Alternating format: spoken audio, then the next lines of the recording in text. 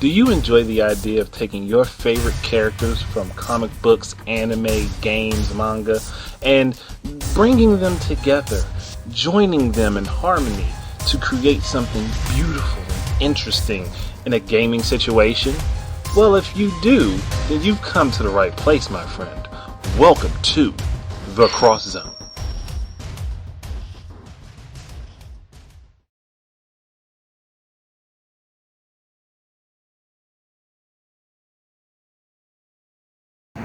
Hello out there, you wonderful people. This is Andre, the Game Idea Guy, and thank you once again for listening in to another episode of The Cross Zone. Episode number 15, Shining Emblem. This time we're going to be merging the worlds of Fire Emblem and Shining Force, obviously, which are under the flags or banners of Nintendo and Sega, making this a Nintendo Cross Sega matchup. Honestly, I find it to be very appropriate to utilize these two series to come up with a game that encompasses them both. They're both tactical RPGs set in a mystical fantasy world. Now, there are some differences between the two, but I think that those things can be combined to make a really good and very interesting gameplay experience.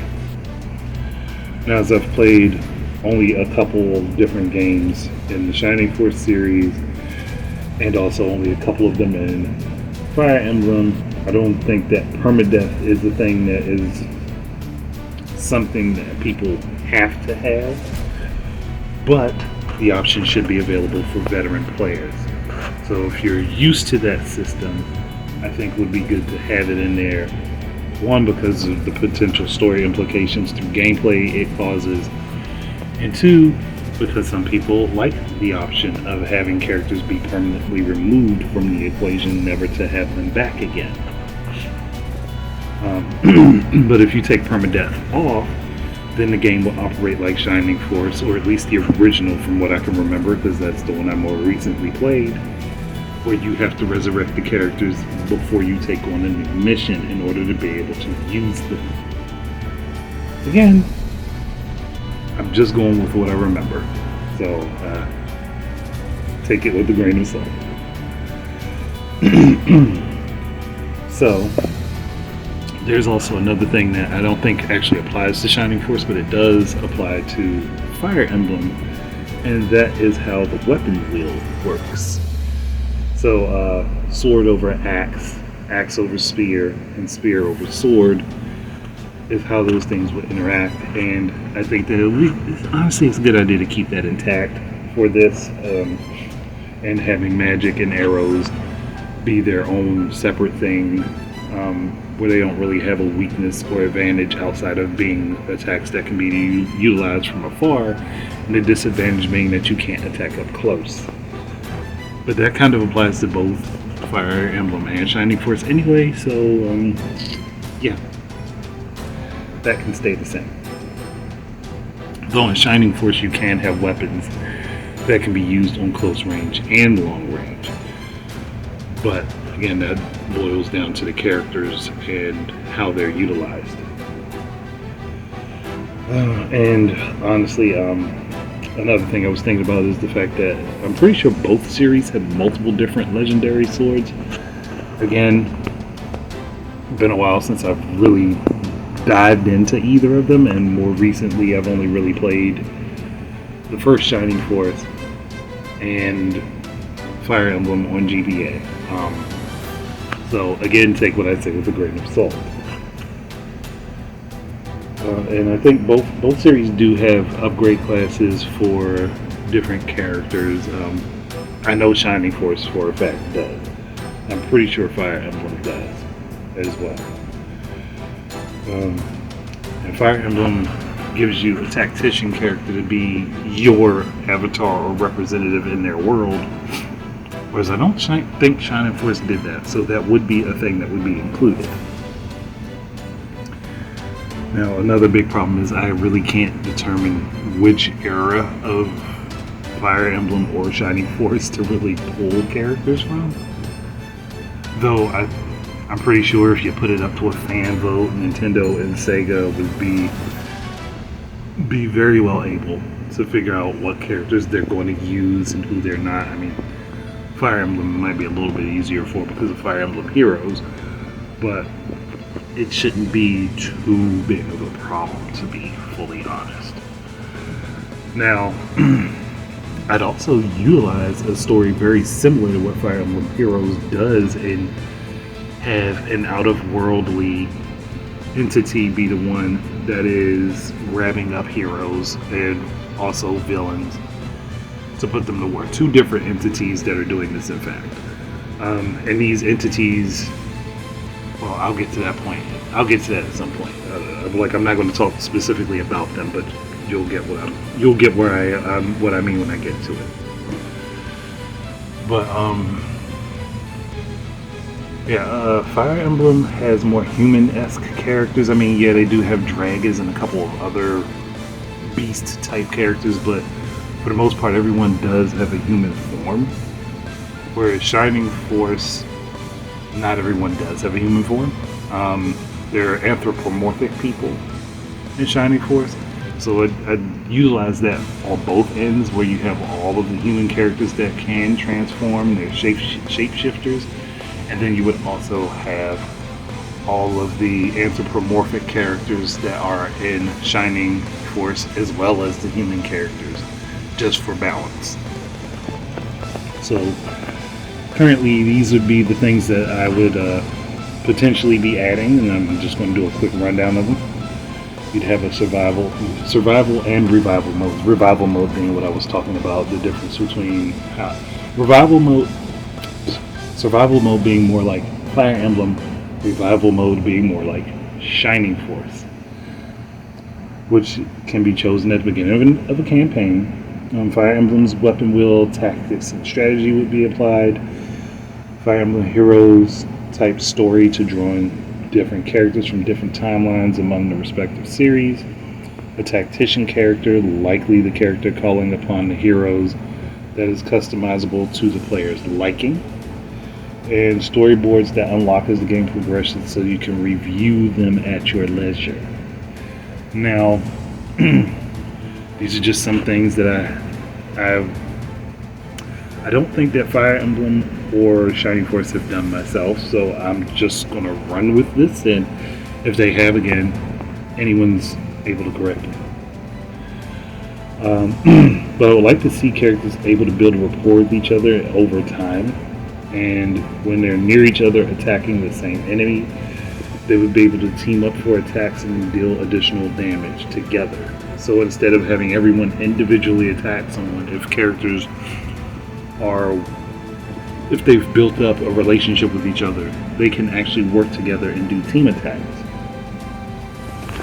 And this is going to be any combination of classes, so there could be specific combos for certain types of classes. So like for an example, you could have an archer team up with a knight, and the knight could do a quick ground rush to the enemy, and the archer could shoot them at the same time, and it would just cause like a lot more damage than normally would be done between the two characters. Or you could have a warrior and a mage team up, and the mage adds like an elemental attack to the warrior's attack base, creating a more potent attack between the two of them. I think that type of stuff would be really cool, and I would love to see it happen. And yes, it would also work in the opposite direction, so someone could use that against you as well.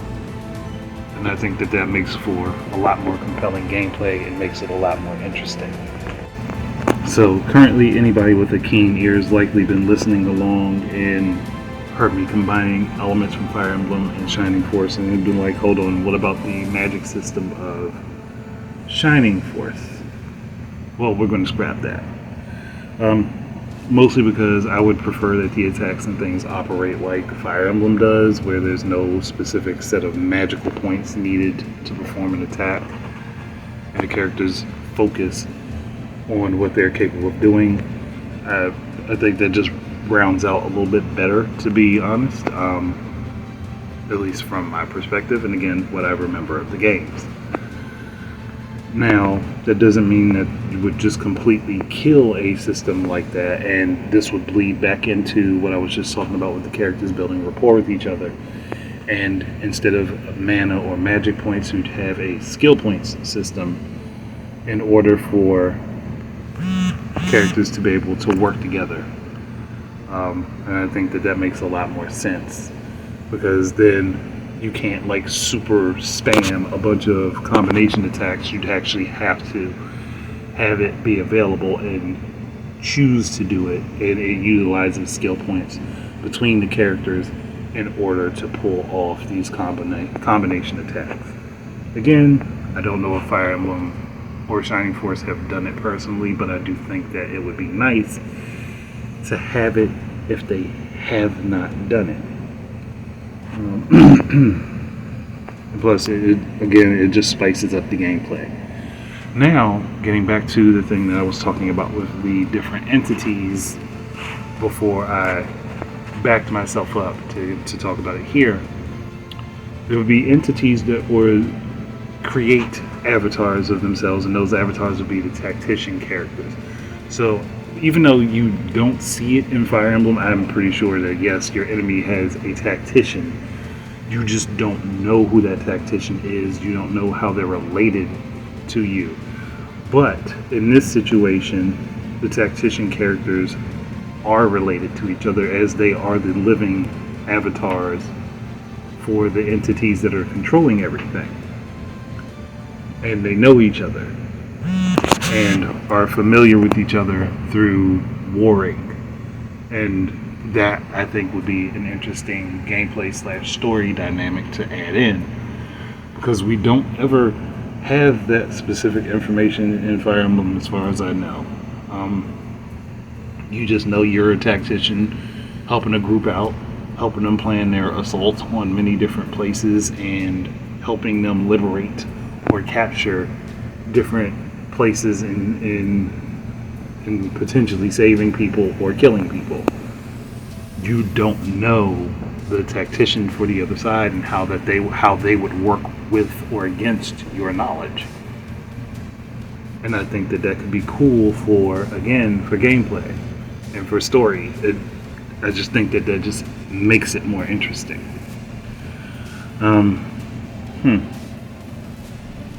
Wow, I think this one's going to be pretty short too, just like the last one, because I have steamrolled through everything I can think of right this moment. So with all of that said, I think it's really a good time to close it out. There's always just a few questions for the audience. Like, what would you like to add to this mixture? Who would be the characters that you would like to bring into the game from either the Fire Emblem or the Shining Force side? And do you like the idea of having a known enemy tactician to amp up the drama and the story? And lastly, would you like this to become a series? As an aside, I'll be giving the Cross Zone a brief hiatus throughout June. I do have more episodes planned. I just have a couple of things that I want to do and some other stuff going on in my personal life that will need to be, taken care of first before I can really settle in and just grind out more. Which is why there was the delay for episode 14 and it got held up so much, because I did record it and re-record it multiple times and it got held up a lot. So with this one, because I kind of blew through it way faster than I was expecting, I decided I was going to just throw this a little bit in at the end here. But I do have more plans for other game combos for the Cross Zone. It's just I don't want to rush through them, and I need to give myself some time to get the scripts ready and then be able to record everything individually. And I'll still be working on them. I'm just not bringing the series. It's just going to be dead for June, and then I'll bring it back in July. Potentially the second weekend in July, you'll see it come back. That all covered and said, hopefully you guys enjoyed this. Again, I don't want to rush through these, and I think I've blown through the last two pretty fast, and I want to be able to provide a little bit more detail.